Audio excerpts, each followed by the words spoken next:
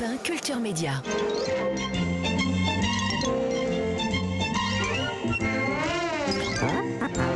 Vous avez reconnu évidemment ce générique des 12 travaux d'Astérix, Antoine Decaune.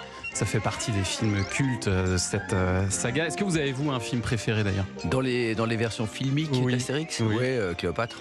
Ah bah oui. Cléopâtre, De Chabat. ouais, évidemment. C'est le plus réussi, c'est celui qui a le mieux marché d'ailleurs. Je veux pas dire ça, mais c'est celui qui est le plus fidèle à l'esprit de Goscinny et C'est du ça. Uderzo. C'est-à-dire j'avais l'impression de voir la bande dessinée au cinéma, avec en plus tout le génie de Chabat, toutes ses trouvailles, son art du découpage. Vraiment, Astérix. Vous Très qui êtes aussi réalisateur, ça vous dirait de faire un petit Astérix Non, un pas jour ? du tout. Pas du tout, parce que j'en ai parlé avec mon camarade Canet, là, qui a fait le dernier, l'Empire du Milieu. Et Qui est diffusé ce soir justement sur Canal. Qui est diffusé ce soir sur Canal. Et voilà, il m'a dit que c'était, et évidemment, je peux le comprendre facilement, une pression colossale. Ah bah oui. Parce que vous touchez à la fois à un mythe national et puis à de l'industriel lourd. C'est dur, Ouais. c'est dur. Donc c'est compliqué. Et alors je me mettrai pas un truc comme ça sur le dos. Et alors donc ce soir, juste après la diffusion de ce dernier Astérix, vous pourrez voir ce passionnant documentaire sur la vie du dessinateur d'Astérix, Albert Uderzo, qui en est aussi devenu l'auteur après la disparition de son ami René Goscinny. Et c'est d'ailleurs sur cette amitié que s'ouvre le film Sylvie Uderzo, parce que toute cette histoire part d'une amitié très très forte entre ces deux hommes. C'est assez beau à voir ça dans le doc. Oui, bah c'est gentil de le remarquer, mais c'est vrai qu'il était pas pensable de ne pas parler de leur amitié entre mon père et René Goscinny.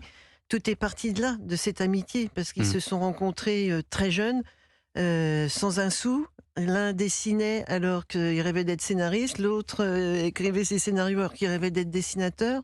Donc à partir de là, de cette amitié, ils ont compris de là où devaient mener leur chemin, et voilà. Aujourd'hui, ils arrivent à Astérix et c'était une histoire incroyable. Et alors le doc revient évidemment sur la création de ces personnages d'Astérix et Obélix qui auraient pu être très différents. Moi, je le voyais évidemment, Vercingétorix, vous savez, le grand beau guerrier blond. Alors, donc, je le voyais comme ça. C'était pas du tout du goût de René, qui m'a dit non, il faut absolument qu'on en fasse un anti-héros, enfin quelque chose de drôle, ce sera plus drôle à manier. Bon, alors donc, on s'est mis d'accord, je faisais un peu la gueule, quoi. Enfin bon, allez, on va en faire un petit. Et on en a fait un petit. Et puis pour l'embêter, j'ai quand même fait un gros guerrier. Et c'est comme ça qu'est né Bélix. Voilà, il est là, Antoine Decaune, le ressort comique d'Astérix et Obélix. Il y a un côté Laurel et Hardy, quoi. Oui, bien sûr, le duo, la recette du duo, c'est... Je peux pas dire Decaune et Garcia parce que physiquement ça colle moins. Non, bon, c'est un petit gros aussi. N'hésitons pas à le dire. Mais non, c'est évidemment le duo, ça marche toujours, les deux personnages complémentaires, Monsieur Loyal, Oui. Clown Blanc. Ouais. Et c'est ça qui est très très efficace, évidemment, dans cette saga. On va continuer à parler de ce documentaire Uderzo sur le divan d'Astérix qui est diffusé ce soir sur Canal. Ce sera juste après la session de rattrapage de Jean-Luc Lemoyne. Tout de suite sur Europe 1. Europe Culture Média sur Europe 1, Thomas Hill avec vos invités. Thomas, vous recevez ce matin Sylvie Uderzo et Antoine Decaune pour le documentaire Uderzo sur le divan d'Astérix, à voir ce soir sur Canal. Ouais, un documentaire très fort dans lequel on apprend des choses étonnantes sur le dessinateur d'Astérix, comme ceci par exemple. On a d'abord parlé de ses mains, parce qu'il m'a expliqué qu'il était né avec des mains qui avaient chacune 6 doigts. Et c'est là qu'il a commencé à me dire des choses incroyables pour moi. Il me dit, vous savez, je vois pas bien les couleurs. Alors je dis, mais de quoi il me parle? Et c'est là qu'il me raconte qu'au début, il dessinait l'herbe rouge. Pour Pilote, il avait fait le cheval de Blueberry, il l'avait fait en vert. Donc il était daltonien. Alors ça c'est quand même fou, c'est la voix d'Éric Fotorino qui nous raconte là d'abord qu'Albert Uderzo n'était pas vraiment destiné pour devenir le plus grand dessinateur français. Il est né avec 12 doigts à la naissance, c'est ça? Oui, c'est vrai. C'est vrai qu'ils lui ont été retirés très rapidement. Pas les 12, mais non, pas les de 12. chaque côté, ouais. Les deux petits qui poussaient sur les côtés de la main, je sais pas comment on peut Ils appeler ont ça. gardé la trace, d'ailleurs. Oui, il avait 2 petites boules. Ouais. Et c'est ce que je dis dans le documentaire, c'est qu'il disait que c'était ses porte-bonheur. Ouais, et vous vous dites aussi, il n'avait pas du tout des mains de dessinateur, quoi. Non, c'est vrai qu'il avait des mains de forgeron, à la limite. Et tout le monde, ça étonnait tout le monde en disant, mais comment tu peux faire un métier d'orfèvre avec des mains pareilles, quoi. Il y a une dessinatrice qui dit qu'il dessinait avec son coude, en fait. Oui, là, c'est lié à son problème de main. Il avait ce qu'on appelle la crampe de l'écrivain. À force de dessiner, il y a une forme de crampe, même comme pour les tennis elbow, pour les joueurs de tennis. C'est ça. Et donc, c'est vrai qu'il devait manier sa main à l'aide de son coude, parce qu'il n'y arrivait pas sinon. C'est incroyable. Et plus il avait mal, plus son dessin était détaillé, encore plus merveilleux. Et alors, en plus, on apprend qu'il était donc daltonien.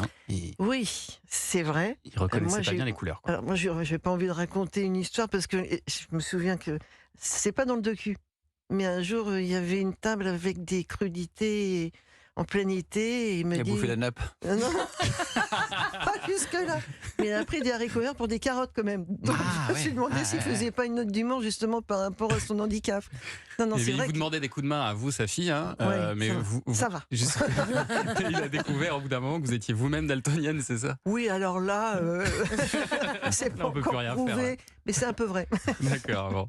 Et alors, ce qui est fou, c'est que l'histoire continue aujourd'hui avec après la disparition d'Albert Uderzo. Alors vous étiez pas trop d'accord avec ça au début, Sylvie, mais il faut reconnaître que ça fonctionne toujours aussi bien et que Bien sûr. l'univers est respecté même dans les nouveaux albums aujourd'hui. Bien sûr, complètement. Et Ouais. alors, dans le doc, vous posez la question à Alexandre Astier, qui a réalisé 2 films animés d'Astérix. Pourquoi Astérix ne vieillit pas? On écoute sa jolie réponse. Je crois qu'un des paramètres qui fait qu'Astérix, comme ça, ne vieillit pas, c'est parce que ces 2 créateurs, en fait, n'ont pas de marketing. Je ne suis pas persuadé qu'ils se soient un jour posé la question de savoir ce qui allait plaire au public. Du coup, qu'est-ce qu'ils ont fait? Ils ont fait ce qui les amusait. Et quand on fait ce à quoi on croit, c'est très difficile d'être ringard. Quand on s'est posé ces sales questions, qu'est-ce qui plaît? Qu'est-ce qui plaît en ce moment? Qu'est-ce que les gens attendent? Ça, c'est la promesse de vieillir. Et mal. Astérix, ça ne peut pas vieillir parce que ça sent pas ça. Je reconnais pas cette odeur de graillon là. Elle est belle, cette C'est réponse. magnifique. Et- Et une justesse surtout. Il a tout compris, quoi. Comment ça se fait, Antoine Decaune, qu'Astérix, comme ça, arrive à traverser aussi facilement toutes les générations? Il y en a quand même pas beaucoup des comme ça. Bah, parce qu'il y a une forme d'esprit de résistance chez Astérix. Il y a le petit Gaulois qui se laisse pas faire par l'Empire, qui veut pas se soumettre. Il y a la drôlerie. Ouais.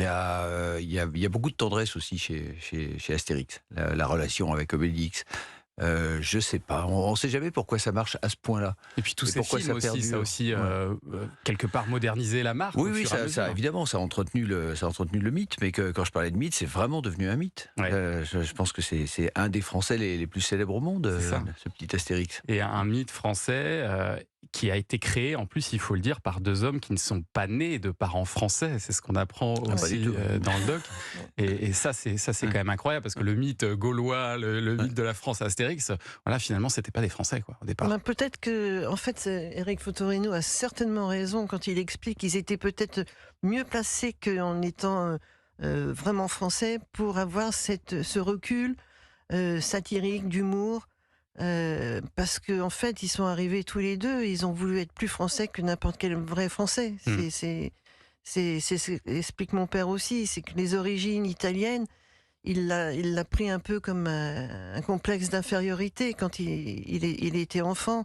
Et même longtemps, je pense qu'il l'a vécu. Donc en fait, on s'intègre vraiment dans la culture du pays dans lequel on est accueilli. Voilà. Et ça fait que ce mythe perdure et va durer encore, je pense, Pour quelques siècles Ah, encore. a priori, Oh, bien parti, oui. qu'on vous entende, que Bélénos vous entende. Merci beaucoup en tout cas d'être venu ce matin. Merci Uderzo à vous. sur le divan d'Astérix est diffusé ce soir à 23h sur Canal, après le dernier film Astérix et l'Empire du Milieu de Guillaume Canet. Merci beaucoup Sylvie Uderzo Merci de beaucoup. parler aussi bien de votre père. Antoine Decaune, j'en ai pas terminé avec vous, je vous garde encore un petit Oula. peu. Bientôt 9h30 sur Europe 1.